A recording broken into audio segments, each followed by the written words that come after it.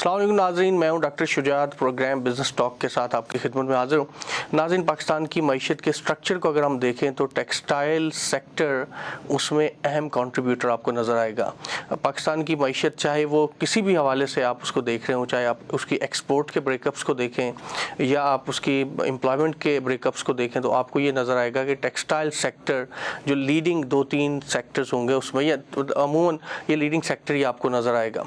Export के हवाले से बिलखुसूस बात की जाए तो टेक्सटाइल सेक्टर पे बड़ी हद तक हम इन्हिसार करते हैं और एक्सपोर्ट्स को बढ़ाने के लिए टेक्सटाइल सेक्टर की तरफ तवज्जो देने का कहा भी जाता है और गवर्नमेंट किसी हद तक तवज्जो देती भी है। टेक्सटाइल सेक्टर के अंदर भी ज़ाहिर है कि एक बड़ा सेक्टर है, इसके अंदर इसकी सप्लाई चेन में सब सेक्टर्स होते हैं जो कि थ्रेडिंग या धागा बनने से लेके फिर आगे वीविंग है, फिर डाइंग है, फिर कटिंग है, उसके बाद फिर आगे क्लोथिंग इंडस्ट्री जो रेडीमेड गारमेंट्स बनाती है। तो ये पूरी इसकी सप्लाई चेन जो है वो एक होती है जो बनती है, और ये पाकिस्तान के अंदर अल्लाह का शुक्र है कि ये सारे की सारे प्रोसेसेस और ये सारी फैक्ट्रीज मौजूद हैं। ना सिर्फ ये डोमेस्टिक डिमांड को पूरा कर रहे हैं बल्कि एक्सपोर्ट भी कर रहे हैं। आज के प्रोग्राम में नाज़रीन हमने फोकस तो टेक्सटाइल पे करना है, लेकिन टेक्सटाइल के अंदर जो एक बड़ा इम्पॉर्टेंट उसका जो शुबा है वो है वीविंग का, जो कि धागे से जो कपड़ा असल में बनता है। तो ये जो धागे से कपड़ा बन के एक वैल्यू एडिशन जो होती है इस पर्टिकुलर सेक्टर में, इस पर्टिकुलर एस्पेक्ट्स में क्या मसाइल दरपेश हैं, नंबर 1, और इसमें कौन कौन सी पॉलिसी इनपुट्स चाहिए ताकि इसकी वैल्यू एडिशन को इंक्रीज़ किया जा सके। एक तो हमने ये इंपॉर्टेंट एस्पेक्ट डिस्कस करना है, उसके साथ साथ हम टेक्सटाइल की ओवरऑल वैल्यू चेन को किस तरह से उसकी प्रोडक्टिविटी को बढ़ाया जा सकता है, उसकी इनोवेशन को बढ़ाया जा सकता है, उसके हवाले से भी बात करेंगे। टेक्सटाइल के अलावा थोड़ा सा हम दूसरे प्रोग्राम के दूसरे हिस्सों में कुछ अहम टॉपिक्स भी टच कर रहे होंगे, जिसमें FATF के हवाले से पाकिस्तान में रिसेंट ये कानून साजी हुई है, तो उस कानून साजी का पाकिस्तान की मईशत पे क्या उसके असरात पड़ेंगे। उसके साथ साथ अभी एक डिसीजन आया जिसमें गवर्नमेंट ऑफ पाकिस्तान की जो टीम थी, लीगल टीम, उसने हमारा जो रेकोडिक का केस था वो विन किया है, या उसको एटलीस्ट $6 बिलियन जो हमें देना था, फ़ाइन पे करना था, वो आलमी अदालत ने रोक दिया है। वो उसका फ़ाइनल जो फ़ैसला है वो मई 2021 में होगा। नाज़रीन, इन तमाम एस्पेक्ट्स पे बात करने के लिए मेरे साथ नहायत ही मुअज़्ज़ज़ मेहमान स्टूडियो में मौजूद है। मैं उनका तारुफ़ करवाता चलूँ। जनाब यूसुफ याकूब साहब, आप चेयरमैन है पाकिस्तान वीविंग मिल्स एसोसिएशंस के। अक्सर आपने इनको TV प्रोग्राम्स में भी देखा होगा और आप डिफरेंट फोरम्स पे इनके जो एक्सपर्ट ओपिनियन है आप इनकी सुनते रहते हैं। सर, वेलकम करता हूँ आपको मैं शो में। शुरू करते हैं हम टेक्सटाइल से। मतलब इसमें तो कोई शक व शुबे वाली बात नहीं है कि टेक्सटाइल पाकिस्तान की इकोनॉमी का मेजर कंट्रीब्यूटर है, और गवर्नमेंट का फोकस भी काफ़ी हद तक गवर्नमेंट ये क्लेम करती है कि इस पर रहता है। तो मैं आपसे ये पूछना चाहूँगा कि मौजूदा गवर्नमेंट की अभी जो पॉलिसीज़ हैं टेक्सटाइल के हवाले से, क्या आप इससे मुतमईन है कि ये प्रॉपरली फोकस पॉलिसीज़ हैं टेक्सटाइल की ग्रोथ के हवाले से? बिस्मिल्लाहिर्रहमानिर्रहीम। मैं सबसे पहले आपको शुक्रिया अदा करता हूँ डॉक्टर साहब कि आपने मुझे मौका दिया कि मैं अपनी जो रिप्रेजेंटेशन है जो हमारी पाकिस्तान वीविंग मिल्स एसोसिएशन की वो कर सकूँ, टेक्सटाइल के हवाले से जो मसाइल हैं वो आपके सामने रख सकूँ। मौजूदा हुकूमत की जो आप बात करें पॉलिसी है वो उसमें कोई शक नहीं है कि उनकी नीयत है कि पाकिस्तान की टेक्सटाइल के एक्सपोर्ट्स बढ़ें। उसके लिए उन्होंने कुछ पॉलिसी भी दी थी। जैसे जब हुकूमत आई थी 2 साल पहले, तो उन्होंने ये कहा था कि हम जो गैस की प्राइसेस हैं या जो यूटिलिटीज़ हैं उनकी प्राइसेस हम जो भी कंट्रीज़ हैं हमारी जो कंपटीशन है जिनके साथ कंपटीशन, तो नेबरिंग कंट्री के साथ हम उसको एक जैसा कर देंगे जिससे आपकी प्राइस तो कॉस्ट ऑफ डूइंग वो बराबर हो जाए, तो ये कि हमें एक्सपोर्ट में आसानी मिल जाए। तो पहले तो गवर्नमेंट की जो पुरानी जो हुकूमतें थी, जब आप देखते थे कि वो इंसेंटिव्स देती थी, लेकिन उसमें बहुत सारे मसाइल थे। तो अब हमारी कई अरसे से ये डिमांड थी कि गवर्नमेंट जो है हमें कॉस्ट ऑफ डूइंग जो है वो हमारी कम हो जाए और हमें उसमें इंसेंटिव दे तो उसको मिसयूज़ ना किया जा सके। तो वो अनाउंसमेंट तो हो गए हैं, लेकिन अभी तक जो है उस पर कोई अमल दरामद नहीं हुआ। तो अच्छा, अनाउंसमेंट हुए कब तक, वैसे कितना अच्छा हो गया? वो तो शुरू में जब हुकूमत आई कि इनकी पॉलिसी थी, मैनिफेस्टो में भी ये था कि हम जो है वो 7.5 सेंट्स जो है वो अपना इलेक्ट्रिक की प्राइस कर देंगे एक्सपोर्टर्स के लिए, और गैस की जो है 6.5। लेकिन अभी तक हुई नहीं है। अभी तक उस पर वो जो लेवल प्लेइंग फील्ड वाला कहा जाता था कि जी हमारे जो रीजनल कंट्रीज हैं उनके बराबर यूटिलिटीज, वो अभी तक अनफॉर्चुनेटली नहीं हुआ है। लेकिन इसके अलावा जो रज़ाक दाऊद साहब जो टेक्सटाइल के मिनिस्टर भी हैं, तो एज एडवाइज़र जो हैं, तो वो उन्होंने काफ़ी कोशिशें की हैं इस हवाले से। तो हम उनको सराहते भी हैं, उनकी काफ़ी एफ़र्ट है, उनकी नज़र आती है, कोऑर्डिनेशन भी उनका अच्छा है। और लेकिन ये है कि उन पे कई चीज़ों पे अभी काम करना बाकी है। और ये तो मेजर कंपोनेंट है जिसको हम समझते थे कि यहाँ से ये शुरुआत होगी और सारी विन विन सिचुएशन होगी, लेकिन अनफॉर्चुनेटली उस पर अभी तक कोई काम नहीं हुआ। फिर उसके बाद जो कोविड आया तो आपके सामने एक अलग मसाइल खड़े हो गए। तो पहले हम ये जब शुरू में हुकूमत आई तो हम इनसे ये कहते रहे कि पहले तो एक बड़ा मैसिव एक डिवैल्यूएशन हुआ, जिसकी वजह से सारी जो इकोनॉमी थी वो शेक हो गई और सारा जो बैलेंस था वो आउट हो गया। तो गवर्नमेंट तो ये कह रही थी जी इससे टेक्सटाइल की एक्सपोर्ट्स बढ़ जाएंगी। वो वक्ती तौर पे उसका फ़ायदा ज़रूर होता है, लेकिन ये है ना कि वो पैरिटी तो ये कि हम इंपोर्ट कर रहे होते हैं रॉ मटेरियल, तो उसकी तकरीबन 35% जो हमारा कंपोनेंट होता है वो आप इंपोर्ट कर रहे हैं। तो जैसे ही वो 35% आपकी अगर हमने इंपोर्ट की, जैसे वो रॉ मटेरियल ख़त्म होता है, जो नया आता है वो महंगा आना शुरू हो जाता है। तो फ़ायदा कोई नहीं है इसका। उसी हिसाब से फिर इलेक्ट्रिक की प्राइसेस बढ़ जाती हैं, पेट्रोल की प्राइस बढ़ती है, और इंटरनेशनल क्लाइंट का प्रेशर भी आ जाता है। वो भी आता है कि वो भी डिस्काउंट कहते हैं कि आपने इतना डिस्काउंट आपको हो गया तो वो हमारे साथ भी शेयर करें। अल्टीमेटली वो 3 to 6 मंथ में वो सारी चीज़ डाइल्यूट हो जाती हैं, अब फिर वहीं आ जाते हैं, बैक टू स्क्वायर वन हो जाती हैं चीज़ें। तो हमारी डिमांड हमेशा से ये रही है कि जो यूटिलिटीज़ हैं, जो इंफ्रास्ट्रक्चर है, कॉस्ट ऑफ डूइंग है, उस पे जो है ना वो गवर्नमेंट हमें उसके साथ हमारी जो उसके हमें मदद करे, तो उससे हम जो है टेक्सटाइल के एक्सपोर्ट को बढ़ा सकते हैं। ये शॉर्ट टर्म रेमेडी से ज़रूर 1-2 बिलियन का फ़र्क आता है, लेकिन हम देखते हैं कुछ अर्से बाद फिर हम वहीं आ जाते हैं।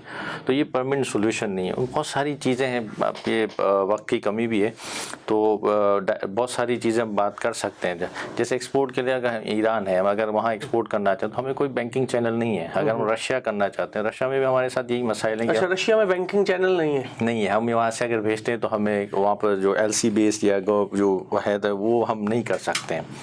अच्छा, इसी तरह GCC कंट्रीज में बहुत सारे प्रोडक्ट्स जाते हैं वो जो LC बेस्ड नहीं होते हैं। तो काफ़ी इश्यूज़ हैं जिसको गवर्नमेंट, अगर जैसे दूसरी कंट्रीज भी अपने लोगों को सहूलियत देती हैं कि बहुत सारी ऐसी चीज़ें होती हैं जो नहीं कर पाते, लेकिन वो उनके लिए प्रोविज़न क्रिएट किया जाता है। अच्छा, इसमें थोड़ा सा मैं आपसे ये पूछूं, अगर कि कोविड के हवाले से बिलखुसूस जो टेक्सटाइल की वैल्यू चेन्स हैं, अगर हम थ्रेड से शुरू करें, उससे पहले शुरू करें कॉटन जिनिंग और ये पूरा यहाँ तक के रेडीमेड गारमेंट तक, तो क्या मसाइल इसमें आए हैं? लेकिन सर वो मसाइल तो ये है कि मैं तो अगर शुरू करूँगा तो जैसे पीछे से जाना चाहते हैं ना, मैं तो यहाँ से कहता हूँ कि हमारा अभी तक ये इतने सालों में 70 साल गुजर गए हमारे, अभी तक हम रिसर्च ही नहीं कर हमारी जो ज़मीनों के लिए कौन सा सीड जो है वो बेहतर है, जो प्रोडक्टिविटी ज़्यादा दे सके, पर यील्ड को हम कर सकें। अच्छा, उसके बाद हमारे जो फिर नेक्स्ट हमारी कॉटन जो है वो बहुत से एरियाज़ में बहुत अच्छी हुआ करती थी, आज वो बहुत ज़्यादा ख़राब हो चुकी है। तो अभी हमारी फर्दर उस पर रिसर्च नहीं, हमारी कॉटन बहुत ख़राब हो चुकी है। हम इम्पोर्टेड कॉटन इस्तेमाल करते हैं, जैसे इजिप्शियन वगैरह, अमेरिकन कॉटन इस्तेमाल। तो ये भी एक बड़ा काम है जिस पर किया जा सकता है और इससे डॉलर बचाए जा सकते हैं। इकोनॉमी को, ग्रोवर को, फार्मर्स को बहुत ज़्यादा फ़ायदा हो सकता है। तो अनफॉर्चुनेटली उस पर भी, इस पॉलिसी पे भी अभी तक जो है ना एज सच हमारी कुछ चीज़ नज़र नहीं आ रही। जैसे आपने आगे कहा कि वहाँ से अगर हमें कोई बेहतर कॉटन मिले तो हमारा एक्सपोर्ट बढ़ सकता है, हम अच्छी प्रोडक्ट बना सकते हैं। फाइन कॉटन्स में हमारे पास, फाइन काउंट्स में हमारे पास बहुत कम बिजनेस है, हम ज़्यादातर कोर्स काउंट में काम करते हैं। जी। तो ये सारी वजूहत हैं कि हमारे पास फाइन कॉटन नहीं है, इसलिए हमारी इन्वेस्टमेंट जो इंडस्ट्री की वो भी उस पर नहीं हुई। जब अगर हमारे पास अपनी कॉटन होगी, फाइन कॉटन, तो हम उसको इंडिया से नहीं मंगवाएंगे या दूसरे कंट्री से नहीं मंगवाएंगे और अपनी इंडस्ट्री को ही, अपने लोगों को फ़ायदा होगा। अच्छा, फाइन कॉटन जो है थोड़ा सा हमारे नाजरीन के लिए भी, क्योंकि कुछ नाजरीन ऐसे होंगे जिनको बहुत ज़्यादा टेक्सटाइल की वैल्यू चेन का वो उसका अंदाज़ा नहीं है, तो थोड़ा सा बताइएगा कि जो हमारी जैसे कॉटन आमतौर पे मार्केट में आती है, तो उसको फाइन करने के लिए, बेहतर बनाने के लिए कोई प्रोसेस करना पड़ता है या उसकी क्वालिटी ही इतनी अच्छी नहीं होती कि आप उससे कपड़ा ना बना सकें? नहीं, क्वालिटी ये होता है ना, जैसे मुख्तलिफ प्रोडक्ट्स होते हैं, जैसे कोर्स काउंट में जैसे हम जैसे मोटा जैसे काउंट होता है, और एक फाइन काउंट से मतलब ये कि जैसे 40 सिंगल 60 सिंगल या, तो उसमें ये होता है कि जैसे हम शर्ट और पैंट्स वगैरह के हम जो बनाते हैं, ये वैल्यू एडिड सेक्टर हो जाता है, तो उसमें पैसे अच्छे मिलते हैं जब एक्सपोर्ट करते हैं। हम जब बेड लीलन वगैरह करते हैं या हॉस्पिटल आइटम्स बनाते हैं, तो उसकी इतनी वैल्यू एडिशन नहीं होती, उसमें पैसे कम मिलते हैं। तो ये वैल्यू एडिशन से मतलब वो फाइन कॉटन इस्तेमाल होती है कि आपने सूटिंग पहनी है तो सूट के अंदर आप फाइन कॉटन, तो उसकी एक अलग एक प्रोडक्ट बनती है। तो मतलब ये कि वो जितनी बेहतर हमारे पास कॉटन होगी, जितना बेहतर रॉ हमारे पास मटेरियल होगा, उससे हमारी प्रोडक्ट जितनी अच्छी बनेगी। तो बीटी कॉटन हमारे अब जो प्रिवेलिंग सीड है, तो आप क्या समझते हैं कि इससे ये प्रोडक्ट सही नहीं बन रहे? लेकिन बीटी कॉटन अभी कई हर जगह तो इस्तेमाल नहीं हो रहा, कुछ इस्तेमाल करते हैं। अभी तक ये कि गवर्नमेंट की तरफ से जो है ना, हमारी अपनी रिसर्च होनी चाहिए। ये भी इम्पोर्टेड ही सीड है ना, तो इस पर अगर हमारी अपनी रिसर्च हो कि हमारे लोगों को हम ये समझाएं कि ये हमने रिसर्च किया, उससे ये फ़ायदा हो रहा है, तो वो जैसे जितना इस्तेमाल करेंगे उससे जितनी अच्छी प्रोडक्शन है, उनको पर यील्ड ज़्यादा मिलेगी, हमें बाहर पैसा अच्छा मिलेगा, तो पाकिस्तान को फ़ायदा होगा। तो ये इस तरीके से जो है एक सेक्टर तो हमारा जो मेन जो रॉ मटेरियल है वही हमारा काफ़ी जो है वो इस हद तक पहुंच चुका है कि अब वो इतना कारआमद नहीं रहा है। हमें ज़्यादातर प्रोडक्ट के लिए हमें बाहर से कॉटन मंगानी पड़ती है। दूसरा, जैसे आप आगे कह रहे हैं कि हम आगे प्रोडक्ट की तरफ जाते हैं, जैसे स्पिनिंग, जब हम धागा बनाते हैं तो हम कोर्स काउंट का तो एक्सपोर्ट करते हैं, ठीक है ना। डेनिम बनाने के लिए बहुत सारी जगहों पे हम चाइना अपना का यान बेचते हैं, तो ये बहुत सारे प्रोडक्ट तो बेच सकते हैं, लेकिन हम फाइन कॉटन की तरफ नहीं जा सकते। उसमें इंडिया बहुत आगे है और कंट्री से एक्सपोर्ट होती है। तो अगर हमें मौका मिले, गवर्नमेंट सपोर्ट करे, तो ये चीज़ें बना के हम अपने एक्सपोर्ट को बढ़ा सकते हैं। इसी तरह फिर आगे हम डाइंग पे जाते हैं, प्रिंटिंग पे जाते हैं। जैसे लूम इंडस्ट्री जैसे हमारी है, तो उसमें काफ़ी पुरानी मशीनें हैं। अब गवर्नमेंट को ये एसएमई सेक्टर को जो हैं, छोटे जो लूम वाले हैं, उनको ये सपोर्ट करना चाहिए कि वो अपनी पुरानी मशीनें जो है उसको चेंज करके नई मशीनें हैं। तो उसके लिए भी कोई पॉलिसी नहीं है, इसलिए कि उसकी फाइनेंसिंग बहुत ज़्यादा है। जैसे अभी मैं समझता हूँ कि जैसे अभी एक एयरजेट का अगर हम यूनिट लगाने जाते हैं 24 मशीन्स का, तो आज डिवैल्यूएशन के बाद हम उसको देखते हैं कि वो तकरीबन मोर देन 30 करोड़ के ऊपर वो चला गया प्रोजेक्ट। तो एक छोटा सा सनतकार तो उसको नहीं लगा सकता। लेकिन अब ये जो गवर्नमेंट की पॉलिसी आई है कोविड के बाद, जो स्टेट बैंक ने ये पॉलिसी दी है, कुछ इंटरेस्ट रेट बेहतर भी हुआ है। तो शुरू में जब हम ये गवर्नमेंट से कह रहे थे कि आप इतना इंटरेस्ट रेट ना बढ़ाएं, जिसकी वजह से जो पुरानी जो इन्वेस्टमेंट हुई है वो इसीलिए हुई थी कि वो अच्छे मार्जिन्स पे मिला हुआ था। जब वो सारी एक्सरसाइज जो हुई, वो उसमें आपने देखा कि हम 13+ चले गए, तो इन्वेस्टमेंट रुक गई। तो वो सारा एक हॉल्ट हो गई चीज़ें, काफ़ी चीज़ें रुक गई, इन्वेस्टमेंट होना बंद हो गई, लोगों को पैनिक हो गया, लोगों ने सेविंग्स में पैसे रखना शुरू कर दिए। तो इंडस्ट्रियलाइजेशन का एक जो पहिया था वो रुक गया। अब ये फिर से ये पॉलिसी आई है, और मैं इस हुकूमत को सराहता हूँ कि उन्होंने बहुत अच्छी स्टेट बैंक की ने पॉलिसी निकाली है बहुत डिफरेंट सेक्टर्स में सपोर्ट करने के लिए इंडस्ट्री को। तो ये अच्छा एग्ज़ाम किया है उन्होंने, और उसके इंशाल्लाह आगे अच्छे रिजल्ट मिलेंगे। चले जी, देखते हैं कि किस हद तक, क्योंकि कहा ये जाता है, ये तो आप बेहतर बताएंगे, कि गवर्नमेंट के दावे काफ़ी हैं, अमल के मामले में कुछ अभी तक तो ताख़ीर है। हम आगे बढ़ते हैं। टेक्सटाइल में मैं सिर्फ एक चीज़ वीविंग के हवाले से आपसे पूछूंगा, फिर हम थोड़ी सी कुछ और भी एस्पेक्ट्स को डिस्कस करेंगे। क्या जो वीविंग का है, जो लूम्स पहले हैंड लूम्स होती थी और इस तरह करके पता नहीं डिफरेंट इसकी पावर लूम्स होती हैं, पावर लूम्स हैं, आप इस पर्टिकुलर सेक्टर के क्या मसाइल हैं और किस तरह से इस सेक्टर को, कहा यह जाता है कि पाकिस्तान में वीविंग का ये जो शोबा है इसको काफ़ी बेहतर तरीके से इम्प्रूव किया जा सकता है, इसके क्या मसाइल हैं? इसमें मल्टीपल मसाइल हैं। देखें, एक तो टेक्नोलॉजी जो है वो हमारी जो इस्तेमाल हो रही है वो तो एक पुरानी हो चुकी है। एक तो इसको गवर्नमेंट को सपोर्ट करना चाहिए कि नए जो यूनिट जो हैं, पुराने जो हैं, उनको चेंज करके ऐसी पॉलिसी लाई जाए कि लोग जो हैं वो अपनी मशीनों को नया कर लें और उस टेक्नोलॉजी को चेंज कर दें। अच्छा, एक तो ये है, उसके लिए फाइनेंस की ज़रूरत है, एक तो ये बड़ा मसला है। दूसरा आपका गैस, और दूसरा आपका इलेक्ट्रिसिटी। अब इलेक्ट्रिसिटी ये है कि आप कराची का ये हाल देख लें कि साइट एरिया के अंदर कई दिनों तो गैस नहीं होता। रोज़ाना आप सुनते होंगे प्रेशर लो हो गया, ठीक है, और उसके बाद कई आपको आप भी इंडस्ट्रियल एरियाज में भी गैस की लोड शेडिंग हो रही होती जी गैस की लोड शेडिंग तो उसका ये लोड ही पूरा नहीं आता, लोड ही प्रेशर है वो पूरा नहीं आ रहा। वैसे तो उन्होंने एक दिन हफ्ते में संडे बंद भी रखते हैं। तो कहने का मकसद है कि वो अगर आप रिसोर्सेज ही नहीं देंगे तो फैक्ट्रियाँ चलेंगी कैसे? आपको तो अनइंटरप्टेड गैस होनी चाहिए, 7 डेज होनी चाहिए। कोई इंडस्ट्री तो नहीं रुकती है, वो तो 365 डेज चलती हैं। तो गैस की प्राइस भी एक मसला है और गैस का होना भी एक मसला है कि अब अगर कोई फैक्ट्री लगाना चाहते तो उसको RLNG देते हैं तो उसकी प्राइस बहुत ज़्यादा है। तो उसको गवर्नमेंट ने कहा है कि जैसे हम आपको अपने जो रीजन के हिसाब से अगर प्राइस को हम करके देंगे, लेकिन उस पर कोई अमल दरामद तो नहीं हो रहा। ये कहने की हद तक तो ठीक है कि ये हम करेंगे, अगर 2 साल में नहीं, अगर कोई इंडस्ट्री लगाना चाहता हूँ तो मेरे पास गवर्नमेंट की क्लियर पॉलिसी सामने होनी चाहिए। इसलिए कि जो इंडस्ट्री लगाई जाती है उसका जो स्टार्टअप ही वो आप समझ लें कि वो शुरू होती है और 7 साल के बाद वो एडजस्ट होती है अपने सारे मसाइल को लेके, फिर वहाँ से वो चलना। तो उसका जो इंडस्ट्री है वो तो होती 20 सालों के लिए, 25 सालों की विजन पे लगाई जाती है, वो शॉर्ट टर्म के लिए नहीं होती कि आज डिसीजन ले लिया कल हमने बंद कर दिया। तो कहने का मेरा मकसद ये है कि जो गवर्नमेंट की पॉलिसी एनर्जी के हवाले से है वो क्लियर होनी चाहिए, उसको फर्दर उसको प्रोलॉन्ग नहीं करना चाहिए और जो उस पर डिसीजन मेकिंग है उसको फुलफॉर करना चाहिए। अब उसमें जितनी ताख़ीर होगी उतनी देर से इन्वेस्टमेंट होगी और वो उतना एक्सपोर्ट को भी हर्ट करेगी और लोकल इंडस्ट्री को भी हर्ट करेगी। अच्छा, इसमें एक और इसी एस्पेक्ट से डिस्कस ये किया जाता है micro small and medium enterprises, यानी कि बहुत छोटी फर्में, छोटी कंपनीज, फिर छोटी हैं, फिर कुछ दरमियाने दर्जे की कंपनीज हैं। ये देखा गया है कि स्पेशली वीविंग सेक्टर में ये बहुत ज़्यादा तादाद में इस तरह की फैक्ट्रीज मौजूद हैं।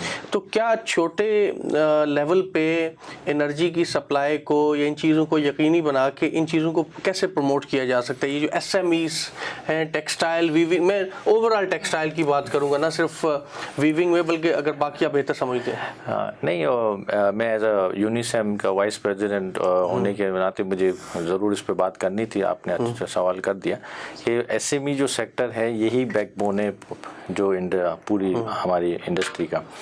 अब हमें उनको सपोर्ट, देखें वो हम जो है कुछ नहीं मांग रहे हैं, हम एज SME सेक्टर गवर्नमेंट से कुछ नहीं, हम ये कहते हैं कि हमारे कंसिस्टेंसी एक पॉलिसी की चाहिए। आप हमें एक एनर्जी की प्राइस करके दे दें जो रीजन के अंदर एक हो, ठीक है। बाकी तो हम इन्वेस्टमेंट कर रहे हैं, मेहनत भी हम कर रहे हैं, हम प्रोडक्ट बना के दे रहे हैं जो एक्सपोर्ट मार्केट के अंदर। हमें तो सिर्फ गवर्नमेंट की सपोर्ट चाहिए कि वो हमें गैस और फाइनेंस के लिए हमें प्रोविज़न जो स्टेट बैंक से इस तरीके की पॉलिसी आ जाए तो ईजी अवेलेबल हमें कर्जे मिल जाए जिससे हम अपनी मशीनरी अपडेट कर लें। तो गवर्नमेंट से तो हमें यही सपोर्ट है। बाकी तो गवर्नमेंट इसके अलावा हमें क्या कर सकते हैं हमारे लिए? हम चाहते हैं कि बस इंफ्रास्ट्रक्चर हमें दे दे और हमें एक एनवायरनमेंट दे दे, वो हमारे लिए बस वो काफ़ी हो जाएगा। तो इसमें क्या आप union of small and medium enterprises, ये यूनिसेम जो है, और आप उसके वाइस प्रेसिडेंट भी हैं, ये चले, बड़ा अच्छा हुआ कि 2 चीज़ें मिक्स हो गई और मैं दोनों चीज़ें आपसे पूछ सकता हूँ। गवर्नमेंट ने खुद बल्कि ये कहा है कि SMEs इंजन ऑफ ग्रोथ है। स्मेडा के डॉक्यूमेंट्स में, प्लानिंग कमीशन के डॉक्यूमेंट्स में, बल्कि जो गवर्नमेंट ऑफ पाकिस्तान का विजन 2025 था उसमें ये कहा गया कि जी पाकिस्तान में SMEs लीड करेंगे इकोनॉमिक ग्रोथ के लिए। लेकिन हमें कोई SMEs फोकस पॉलिसी डेवलपमेंट तो नज़र नहीं आती। आप बताइए कोई ऐसी पॉलिसी है? सर SME पॉलिसी जो है वो लास्ट 2 ईयर्स से प्राइम मिनिस्टर के टेबल पे पड़ी हुई है, वो अभी तक आगे नहीं बढ़ी है। We are waiting and they are promising us कि बस इस वीक में आ जाएगी, नेक्स्ट वीक में आ जाएगी, नेक्स्ट मंथ में आ जाएगी। तो ये यहाँ से आपको समझ आ सकती है जो मैं कहना चाहता हूँ कि कितनी सीरियसनेस है, ठीक है ना। अगर पॉलिसी नहीं है तो कैसे काम होगा? अच्छा, स्मीडा जो इतना अच्छा फोरम है उसके अंदर जो बोर्ड ऑफ डायरेक्टर्स हैं उनके अंदर थोड़ी सी रीशफलिंग करने की ज़रूरत है। कुछ नए लोगों को नए ब्लड लाने की, नई एनर्जी लाने की, नए विजन के साथ लोगों को आने की ज़रूरत है। जब आप इन चीज़ों को करेंगे तो ये SME सेक्टर खुद चलना शुरू हो जाएगा। ये मेन चीज़ें हैं। आपके पास पॉलिसी ना हो, आपके पास उसकी डेफिनेशन ही ना हो तो कैसे काम चलेगा? तो जब तक ये इन चीज़ों पे काम नहीं होगा तो ये तो सिर्फ बातों की हद तक तो ठीक है कि हम बातें कर सकते हैं, लेकिन उसको रियल टर्म में कैसे इसको हम इम्प्लीमेंट करें? बिल्कुल आप सही कह रहे हैं। एक बात जो मेरा भी थोड़ा सी तहकीक मैंने SMEs पे जो की तो मुझे ये लगा, मैं आप इसको बेहतर बता सकते हैं। जो SMEs की डेफिनेशन है, यानी कि जिसको हम कैटेगराइज करते हैं कि ये स्मॉल है, ये मीडियम है या ये लार्ज फर्म है, उसमें कहा जाता है कि स्मॉल या मीडियम वो फर्म्स हैं जिनका रेवेन्यू 2.5 मिलियन से कम होगा या जिनका एम्प्लॉयमेंट 250 एम्प्लॉयज से कम होगी। तो अगर अभी हम देखें मौजूदा सिनारियो में, तो ये तो मेरे ख्याल में इवन कि जो छोटे से छोटा एक बिजनेस है उसके लिए भी ये कोई बड़ी बात नहीं है। तो इसका मतलब ये इस डेफिनेशन के हवाले से तो हमारी कोई भी फर्म पर एसएमई में नहीं आएगी। ये देखें, डेफिनेशन तो होनी चाहिए और इसको ये डेफिनेशन को रीडिफाइन करने की जरूरत है या नहीं? ये जो पॉलिसी जो आ रही है उसके अंदर रिकमेंडेशन गई हुई है कि उसको चेंज किया जाए, ठीक है ना। तो अब देखते हैं क्या उसमें आती है। हमने तो ये कहा है कि अब उसको एसएमई जो वो तकरीबन 1 बिलियन या 800 मिलियन तक जो उसको 1 बिलियन तक लेके जाएं, तो उसमें वो आना चाहिए। इसलिए कि उससे कम में तो अब 165 रुपीज़ का आपका डॉलर पैरिटी में आप जाए तो रियल आप देखें डॉलर टर्म में तो आप कितनी, तो एसएमई सेक्टर वैसे ही बहुत छोटा है। तो ये तो 2.5 मिलियन, 225 मिलियन, 250 मिलियन, ये तो बहुत थोड़ा है जो छोटी। अब हमारा जो इक्विवेलेंट डॉलर है उस हिसाब से देखें तो बहुत थोड़ा है। तो इसको डेफिनेटली बढ़ाने की ज़रूरत है। लेकिन ये कि ओवरऑल एक पॉलिसी जो आनी है, मेरी रिक्वेस्ट है आपके इस प्रोग्राम के हवाले से कि मैं गवर्नमेंट से कहूँगा कि इस पर प्लीज़ मेहरबानी करें और जितना जल्दी हो सके ये पॉलिसी को आप जो है अनाउंस कर दें कि लोगों इस काफ़ी अरसे से इसका इंतज़ार कर रहे हैं और इसके इंशाल्लाह बहुत फ़ायदा होगा। अच्छा, इस पॉलिसी के कुछ सेलिएंट फीचर्स, कोई इंपॉर्टेंट 2-4 पॉइंट्स अगर आप आवाम के साथ शेयर करना चाहें हमारे नाज़रीन के साथ। असल जो इसमें जो है जो मेन जो है वो यही है कि इस जो फाइनेंस जो है, देखें किसी भी चीज़ को चलाने के लिए आपको फाइनेंस चाहिए। तो सारा जो ये जो पॉलिसी का दारो मदार है वो यही है कि आपको रिसर्च और आपको फाइनेंस अवेलेबल किया जाएगा। आपको एक्सपर्ट्स जो एस्मीडा की तरफ से आपको एक्सपर्ट एडवाइजेज मिल जाएंगी, आपको वहाँ से फिजिबिलिटीज़ मिल जाएंगी, वहाँ से आपको ट्रेनिंग्स मिल जाएंगी और आपको बैंक जो है वो फैसिलिटेट कर देगा। इस तरीके से आप अपनी इकोनॉमी को आगे बढ़ाएंगे और ये जो छोटा एंटरप्रेन्योर है वो आकर चल के बड़ा बन जाएगा।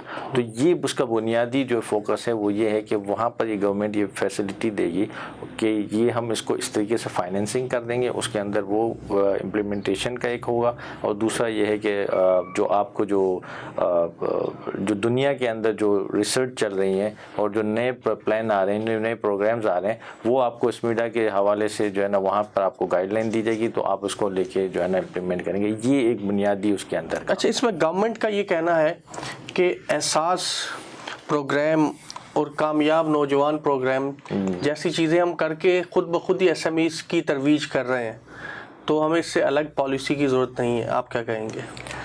नहीं, वो ठीक है, वो अपनी जगह है, लेकिन उसके अंदर तो आपने देखा होगा कि वो जो एहसास प्रोग्राम का में जो मेरा ख्याल है कि वो 3 लाख रुपए और 10 लाख रुपए अब उन्होंने एक और स्कीम आई थी नौजवान जो यूथ स्कीम थी एक। तो ये बहुत थोड़े पैसे हैं। इसके अंदर ये जो टेक्निकल काम तो ज़रूर किए जा सकते, लेकिन इंडस्ट्रियलाइजेशन नहीं की जा सकती।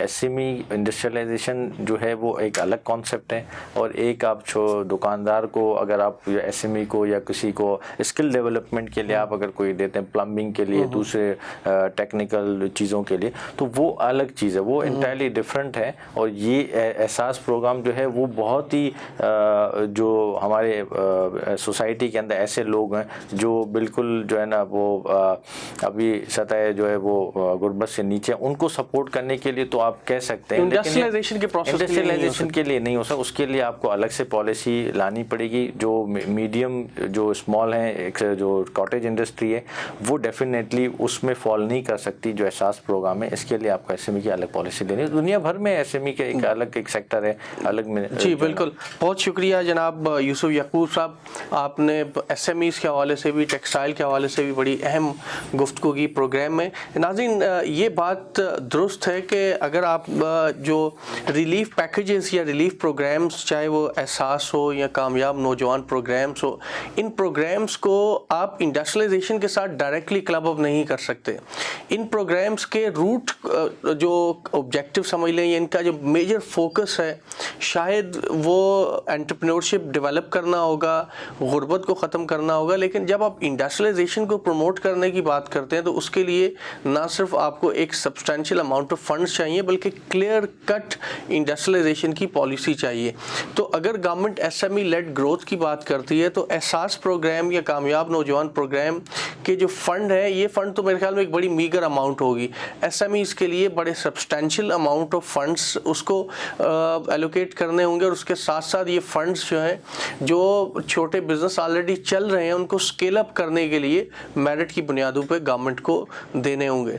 नाज़रीन, हमने प्रोग्राम में वेरियस एस्पेक्ट्स को इकोनॉमिक के हवाले से डिस्कस किया, टेक्सटाइल सेक्टर को बिलखुसूस हमने डिस्कस किया। अपना फीडबैक हमें देती रहिएगा। मुझे और मेरी टीम को दीजिए इजाज़त। अल्लाह हाफ़िज़।